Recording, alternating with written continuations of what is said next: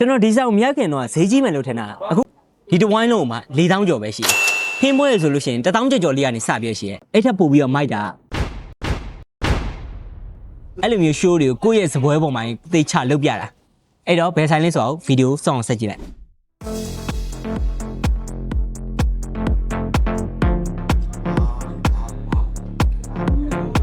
အားမင်္ဂလာပါ Free Squad ပြရရင်ကြိုဆိုလိုက်ပါတယ်ကျွန်တော် Alpha ပါဒီနေ့ကတော့ကျွန်တော်ဒီမြန်မာ Plaza ကျွန်တော်ကိုရီးယားစီရောက်နေတယ်ဗျအရင်အေးလုံးကုတ်တွေပါရောင်ဝက်လာ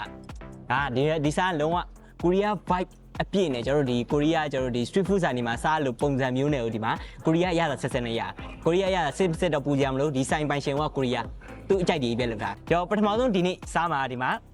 gupak အကြီးရှိရကျွန်တော်ဒီမှာစားကြတဲ့ soupသူကဒီထဲမှာဟိုဝက်နှစ်ရွက်တွေပါလုံးဝ collagen တွေပါတယ်ဆိုတဲ့အစိတ်ပိုင်းတွေအကုန်လုံးထည့်ပြီးတော့12နာရီတီတီပြုတ်ထားဒါကြပါအောင်ဗျာ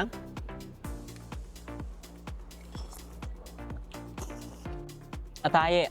အချိုရတာနဲ့လုံးဝငရုတ်ကောင်းကိတ်ကတော့တော်တော်များတယ်ငရုတ်ကောင်းများတာတော်တော်များတယ်ဒီကောင်ဆိုလို့ရှိရင်ဆိုဂျူနဲ့ဆိုလို့ရှိရင်ပို့ပြလိုက်မိုက်ဟိုဆိုဂျူလေးလုံးလောက်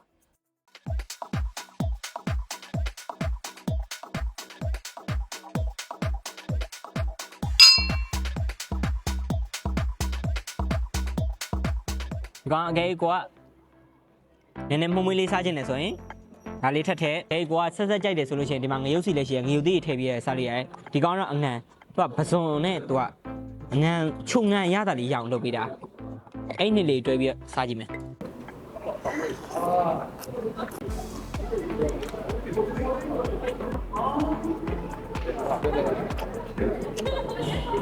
ဒါတော့ချက်တော့အဆက်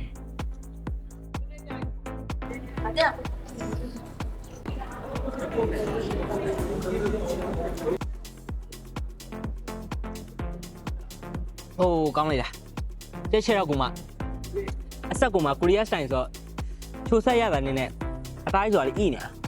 ဒီဟင်းမွေးဆိုလို့ရှိရင်တဘော1000ကျော်လောက်ကနေစပြည့်ရှိတယ်သူကပွဲသေးရယ်ပွဲလက်ရယ်ပွဲကြီးရယ်ဆိုပြီးတော့3မျိုးရွေးလို့ရတယ်သူ့ရဲ့ portion line နဲ့သူဈေးရွေးလို့ရတယ်ကိုယ့်ကိုတယောက်တည်းပဲဆက်စားအဖွဲလိုက်ပဲဆက်စားဈေးတက်တယ်လို့ပြောလို့ရတယ်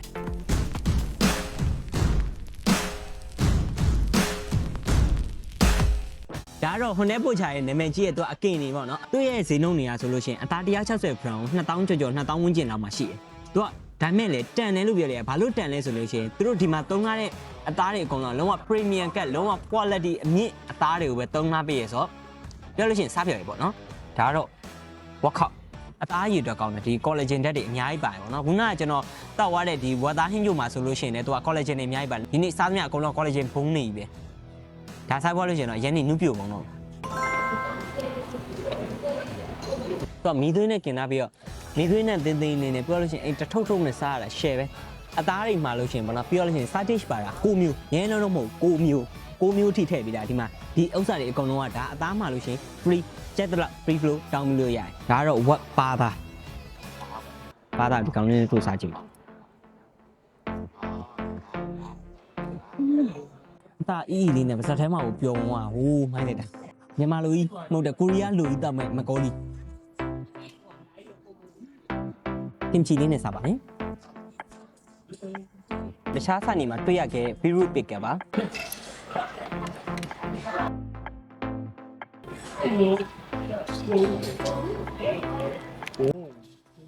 太激烈赛。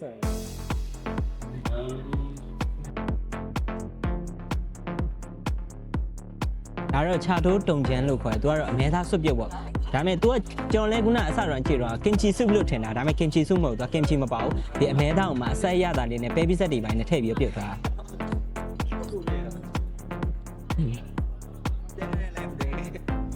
အသားချိုရတာအောင်မှ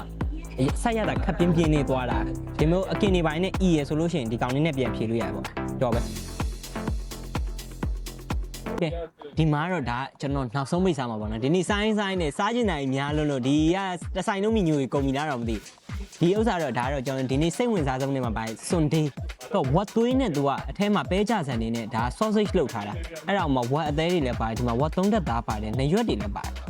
အဲ့စာအစုံထည့်ပေးတာ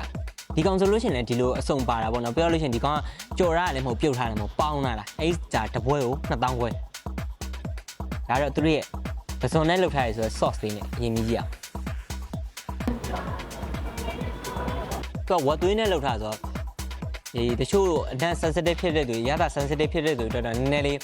intense ဖြစ်တဲ့အရာဒါတော့ဟိုအရာဒါခက်လေးလေးပြင်းပြင်းအရာဒါမျိုးနဲ့တော့တူနေလိမ့်မယ်ဒီကောင်းလေး sauce ကလည်းအညံဆိုတော့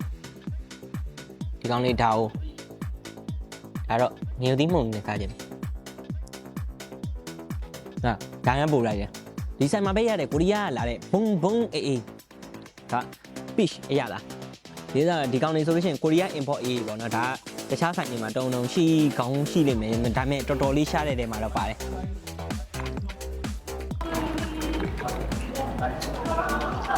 ကျွန်တော်ရဲ့ personal preference ကိုပြောရမယ်ဆိုရင်တော့ကျွန်တော်ဒီ himbo တော့ညှော်မှန်းသားလို့တော့ဖြစ်မနေဘူးပေါ့နော်ဘာဖြစ်လို့လဲဆိုတော့သူ့ရဲ့ sauce ရဲ့ဒီဥစ္စာအရသာနဲ့ဆိုရင်အရသာအရန်ကျွန်တော်အတွက်လည်းအရန်လေးလေးပင်ပင်ဖြစ်နေလို့ခံစားရတယ်ကျွန်တော်ရှေ့မှာအရသာတွေကဒီပေါ့ဘဘာလေးနဲ့အချိုးလေးချင်းနေအဆက်တွေသွားနေတဲ့အချိန်မှာဒီကောင်ပေါင်းတာလည်းဖြစ်တယ်ပြောလို့ရှိရင်နောက်တစ်ခုကကျတော့သူအရသာတော်တော်လေးလေးလေးနဲ့ပြင်းပြင်းသွားတဲ့ခါကျအဲ့ဒါကိုကျွန်တော်တိတ်တော့သဘောမကျဘူးအဲ့တော့ဒီမှာနောက်တစ်ခုဒါတော့မန်တိုမဟုတ်နော်မန်တိုကိုရီးယားမန်တိုဒီကောင်ချက်သားနဲ့လေးရဝက်သားနဲ့လေးရ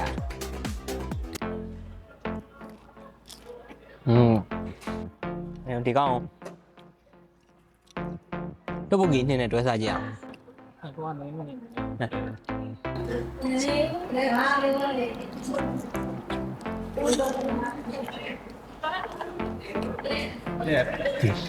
ဟေး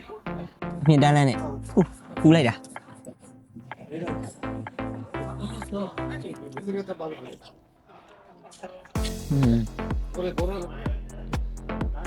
ဆုံးနေကြကျေးဇူးတင်ပါတယ်ကျွန်တော်ဒီလာပြီးတော့စားပြသွားတော့မြန်မာပလာဇာဟွန်ဒဲပို့ချလို့ခေါ်တယ်ကိုရီးယားဖိုက်ကိုရီးယားအရသာလုံးဝကိုရီးယားအပြင့်စင်းနဲ့လုံးဝကိုရီးယားကိုရောက်သွားလို့မျိုးကိုရီးယားချင်းနေအောင်ထပ်နေပြီကိုရီးယားလုံးဝ vibe အပြည့်ရတဲ့ဆိုင်မှာလာပြီးစားပြသွားဖြစ်တာဒီဆိုင်ကဒီလူငယ်တွေကို target ထားတဲ့ဆိုင်ဆိုတော့ကျွန်တော်တို့ဈေးတွေကလည်းကျွန်တော်တို့များတယ်တဲ့ပေါက်နဲ့တဲ့ပေါက်ဈေးတင်တယ်ပါတယ်အကောင်းဆုံးကတော့သူ့ရဲ့အရသာလေးတော်တော်စားရတာအဆင်ပြေတယ်ဒီဆိုင်မှာသူများနဲ့မတူတဲ့ service တွေဒီကျွန်တော်တို့ဒီစားနေနေကိုဒီစပွဲပေါ်မှာ show တွေကြည့်နေရတယ်တော်တော်လေးမိုက်နေပြီးတော့နောက်တစ်ခုကဒီနောက်မှာကိုရီးယားမုတ်ဒီစားခြင်းလို့ရှိရင်လည်းလာဝယ်လို့ရတယ်။ကြိုက်ပြီးကိုရီးယားစားခြင်းနဲ့ကိုယ့်ရဲ့ special day ဒီမှာဖြစ်ဒီမှာကိုညနေခင်းတငယ်ချင်းနဲ့ enjoy လုပ်ချင်တာပဲဖြစ်စားမယ်ဆိုရင်ဒီ Honda ပို့ချမှာလာစားဖို့ကျွန်တော် recommend ပေးပါတယ်။အဲ့တော့ဆုံးဖြတ်ကြည့်ပါလို့ရှင်နေပါတယ်။နောက်တစ်ပတ်ကျရင်ပြန်တွေ့ပါမယ်။အားလုံးပဲတတာပါ။